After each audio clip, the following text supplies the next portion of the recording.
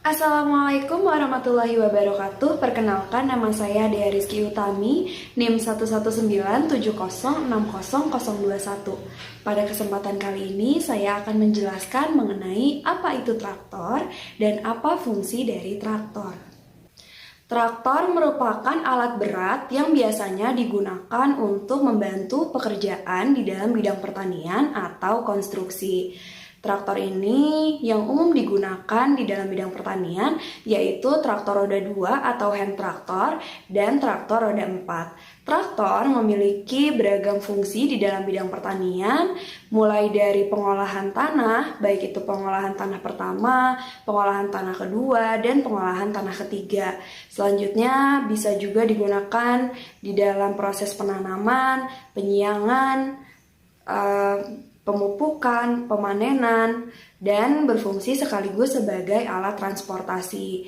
Keberadaan traktor ini menggantikan fungsi hewan yang sebelumnya sebagai penggerak atau tenaga penggerak dan pembajak tanah. Di dalam bidang pertanian, penggunaan traktor biasanya digandengkan dengan alat pertanian lainnya atau alat tambahan yang disebut dengan implemen. Implemen ini contohnya implemen pengolahan tanah. Ada gelebek, kemudian ada bajak singkal, bajak rotari, bajak piringan, ada juga garu, dan masih banyak lagi. Implemen ini secara sengaja tidak dipasang permanen pada traktor dengan tujuan agar traktor ini bisa dipasangkan dengan jenis implemen lainnya sesuai dengan kebutuhan. Sebagai contoh, implemen yang dipasang pada traktor untuk pengolahan tanah pertama itu tidak akan sama dengan implemen yang dipasangkan pada traktor untuk pengolahan lahan kedua, begitu juga untuk lahan ketiga. Artinya di sini menyesuaikan seperti itu. Sebuah traktor tidak akan bisa digunakan untuk mengolah tanah apabila tidak dihubungkan atau tidak digandengkan dengan implemen. Dengan demikian, selain traktor itu sendiri, implemen juga memiliki peranan yang penting di dalam menunjang penggunaan traktor tersebut. Traktor pada awalnya menggunakan mesin uap. Pada awal abad ke-20, mesin pembakaran dalam menjadi pilihan utama sumber tenaga traktor. Antara tahun 1900 hingga 1960, bensin menjadi bahan bakar utama traktor dan minyak tanah serta etanol menjadi alternatif bahan bakar.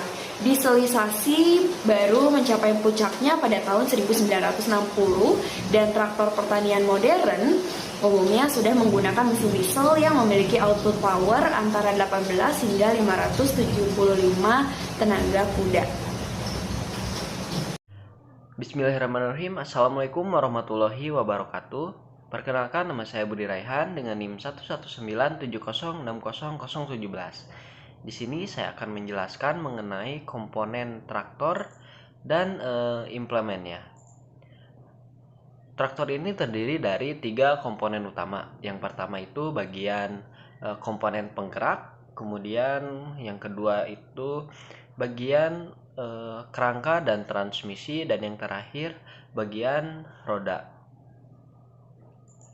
Pada bagian komponen penggerak ini terdiri dari mesin yang menggerakkan traktor yang menjadi tenaga utama dari traktor ini. Nah, berfungsi sebagai penghasil tenaga untuk menggerakkan traktor. Nah, biasanya mesin yang ada pada traktor itu dapat mesin 2 tak ataupun mesin 4 tak. Itu tergantung terhadap pabrikan dan kegunaan untuk di lapangan. Nah, mesin contohnya itu yang ada pada gambar ini merupakan traktor dengan merek Quick dengan model M1000. Memiliki kapasitas rata-rata tenaga 7,5 horsepower serta memiliki kebutuhan bahan bakar solar.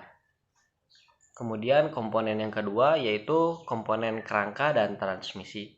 Nah, kerangka ini merupakan tempat di mana kedudukan motor penggerak dan unit transmisi dan bagian lainnya menempel. Nah, pada daya penggerak motor yang dihasilkan dari mesin nantinya akan diteruskan melalui puli, dari puli melalui V-belt, kemudian dari V-belt menuju ke engkol atau ke kopling utama, kemudian yang setelah itu akan diteruskan ke roda-roda atau ke bagian yang bergerak lainnya. Nah, terdapat juga tuas-tuas kupling pada bagian kanan traktor dan bagian kiri handle traktor yang berfungsi untuk membelokkan ketika traktor akan belok ke kanan atau belok ke kiri. Dengan menekan tuas kanan, maka traktor akan berbelok ke kanan. Begitu juga sebaliknya dengan tuas kiri, ketika ditekan, maka traktor akan bergerak ke kiri atau berbelok ke kiri. Kemudian yang selanjutnya yaitu komponen roda. Komponen roda ini bisa menjadi bagian yang menjalankan traktor. Nah, ban ini terdapat beberapa tipe, ada ban karet dengan berbagai tipe, kemudian dengan ban besi. Ini tuh digunakan sesuai dengan kebutuhan. Ketika membajak lahan sawah, maka bisa menggunakan roda besi. Kemudian untuk pembajakan pada lahan kering bisa menggunakan ban karet. Kemudian yang selanjutnya yaitu implement traktor. Nah, implement traktor ini juga merupakan bagian penting karena traktor tidak akan berjalan sendiri tetapi membutuhkan implement tambahan. Nah, implement tambahan ini terdapat dua fungsi. Yang pertama untuk pengolahan tanah pertama dan pada pengolahan tanah kedua, yang nantinya juga alat-alatnya ini akan berbeda karena kebutuhannya juga berbeda. Nah, yang pertama itu ada pengolahan tanah pertama. Alat yang digunakannya itu yang pertama ada bajak singkal, di mana dapat dilihat di gambar bahwa bajak singkal ini digunakan untuk bermacam jenis tanah dan sangat baik untuk membalikan tanah. Nah, pada umumnya ketika melakukan pengolahan tanah pertama pada lahan sawah, biasanya menggunakan bajak singkal untuk membalikan tanah. Kemudian yang selanjutnya yaitu ada bajak piring. Nah, bajak piring ini merupakan bajak yang digunakan ketika penggunaan dari bajak singkal itu tidak dapat digunakan. Jadi ketika bajak singkal tidak dapat digunakan, maka digunakanlah bajak piring karena disesuaikan dengan keadaan lahan pada lahan yang akan dilakukan pengolahan. Nah, kemudian yang ketiga yaitu bajak rotari. Bisa dilihat di gambar bahwa bajak rotari ini terdiri dari beberapa pisau yang dapat mencangkul yang dipasangkan pada suatu poros yang berputar.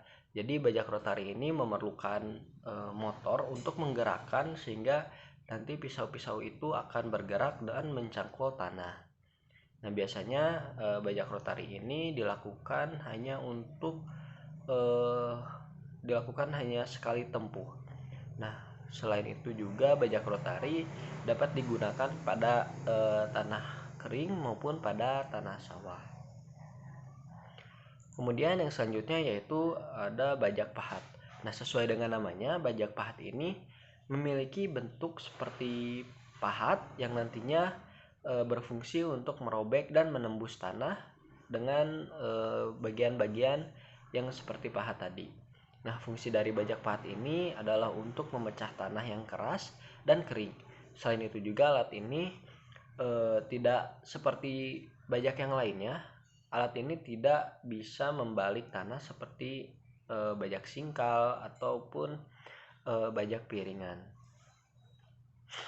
Kemudian yang selanjutnya ada bajak tanah bawah atau bajak tanah subsoil. Nah, bajak tanah bawah ini bentuknya dapat dilihat tidak begitu berbeda dengan bajak pahat. Tetapi yang membedakannya itu adalah dari segi ukuran dan juga bobot yang lebih berat. Nah, fungsi dari bajak ini juga hampir sama dengan bajak pahat, tetapi diperuntukkan untuk pengerjaan tanah dengan kedalaman yang lebih dalam, yaitu sekitar 50 hingga 90 cm. Nah, yang selanjutnya yaitu pada alat-alat pengolahan tanah kedua. Nah, menurut Daiwin tahun 2018, pengolahan tanah kedua ini dilakukan setelah pemajakan atau pengolahan tanah pertama. Nah, dengan pengolahan tanah kedua ini, tanah akan menjadi lebih gembur dan juga nantinya akan lebih rata dan tata air akan diperbaiki. Kemudian sisa-sisa tanaman juga atau tumbuhan pengganggu akan dihancurkan dan dicampurkan pada lapisan tanah. Nanti juga ini akan menambah bahan organik tanah. Nah, biasanya alat yang digunakan dalam pengolahan tanah kedua ini diantaranya yang pertama adalah garu. Garu ini digunakan untuk menghancurkan tanah, kemudian memotong gulma dan mencampur material tanah lainnya dengan tanah, sehingga nantinya tanah akan menjadi rata. Kemudian yang selanjutnya yaitu ada penggulut atau rigger. Menurut Hadi Utomo tahun 2012, penggulut ini digunakan untuk membuat alur atau membuat sebuah bedengan. Kemudian yang terakhir yaitu perata dan penggembur. Sesuai dengan namanya, alat ini digunakan untuk meratakan tanah dan menggemburkan tanah. Mungkin sekian yang dapat saya sampaikan. Wassalamualaikum warahmatullahi wabarakatuh. Bismillahirrahmanirrahim. Perkenalkan, nama saya Almasyara Safitri. Pada kesempatan kali ini, saya akan menjelaskan mengenai tata cara menghidupkan traktor serta mengoperasikannya dan tata cara merawat traktor.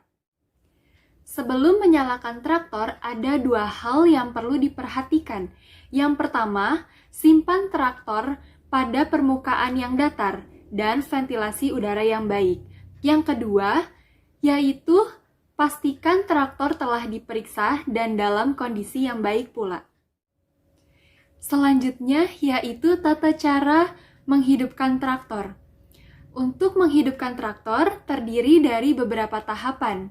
Tahap pertama yaitu tuas kopling utama diposisikan off atau rem sehingga traktor tidak bergerak saat dinyalakan. Tahap kedua yaitu semua tuas persneling pada posisi netral untuk keamanan. Tahap ketiga, buka keran bahan bakar sehingga terjadi aliran bahan bakar ke ruang pembakaran. Kemudian, gas diperbesar pada posisi start sehingga ada aliran bahan bakar yang cukup banyak di ruang pembakaran. Kemudian, tuas dekompresi ditarik dengan tangan kiri untuk menghilangkan tekanan di ruang pembakaran pada saat engkol diputar. Selanjutnya, engkol dimasukkan ke poros engkol, lalu putar engkol searah jarum jam beberapa kali agar pelumas dapat mengalir ke atas melumasi bagian-bagian traktor.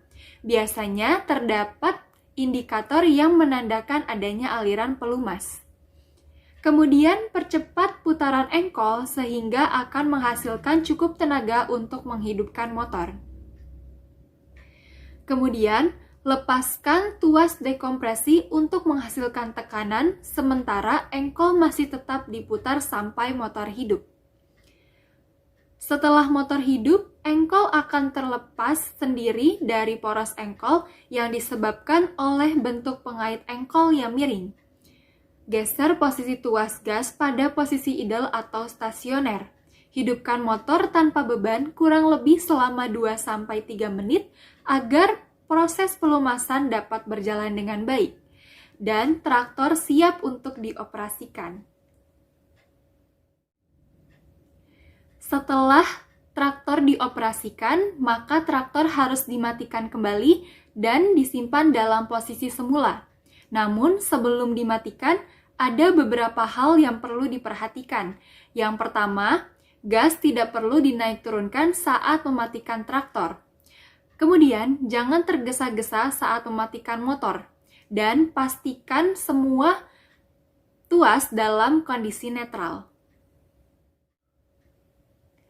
Untuk mematikan traktor, terdiri dari beberapa tahapan.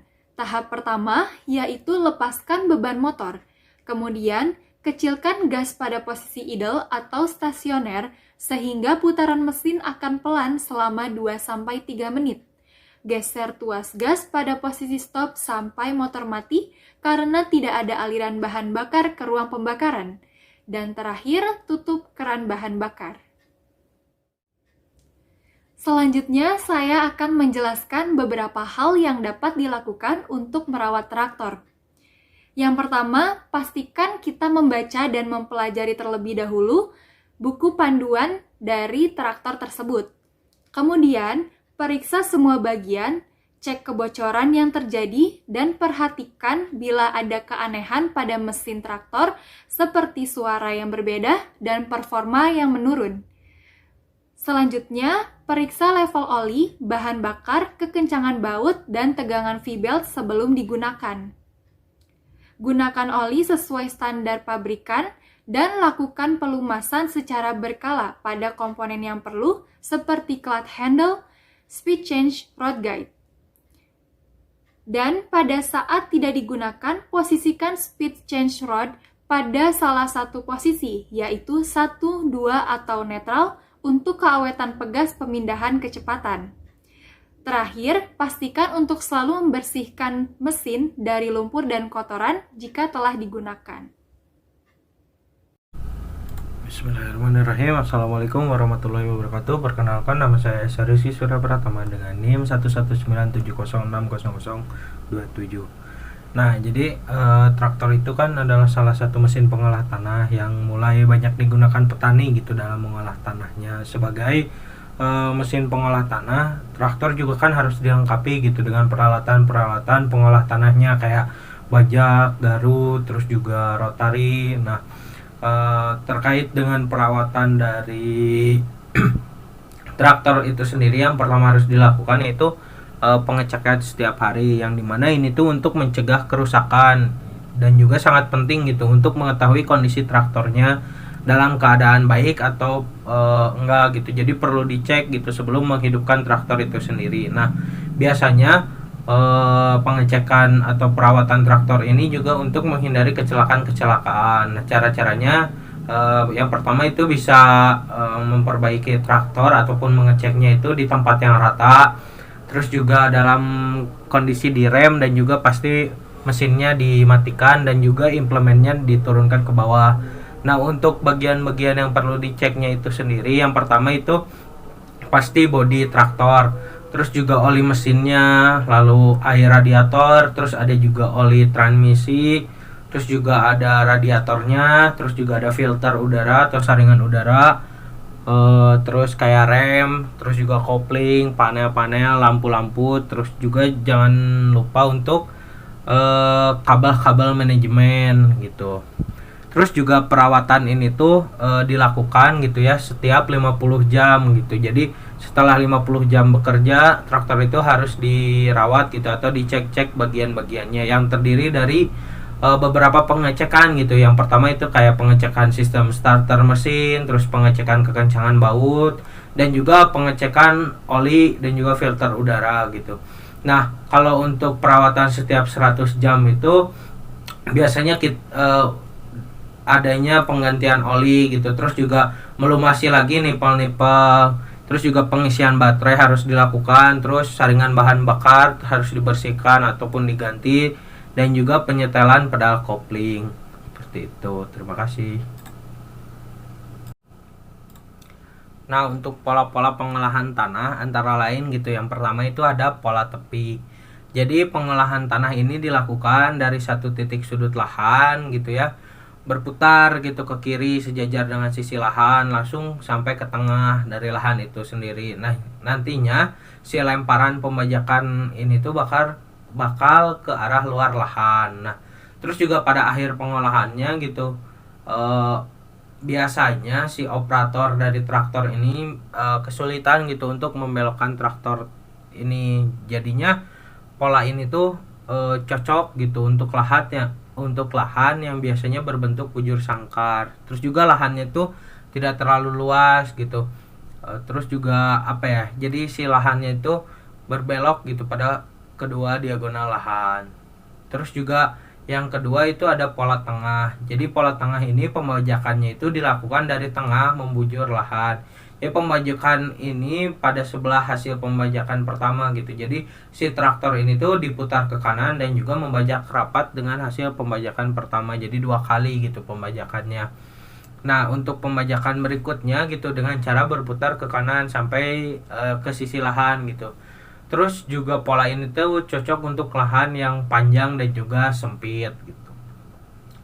Lalu yang ketiga ada pola spiral. Nah, di mana si pola pengolahan tanah ini tuh nantinya membuat mesin gitu mengolah tanahnya tuh dari tepian gitu, dari tepi ke tepi secara spiral gitu. Kelebihannya dari pola ini itu hasil pengolahan tanahnya itu nggak kelempar-lempar ke samping gitu, tapi ada kekurangannya yaitu jadi pekerjaannya tuh tidak efisien. Terus juga pola ini tuh hanya cocok dilakukan untuk untuk bajak gitu yang dapat diubah gitu arah lemparan pembajakannya gitu.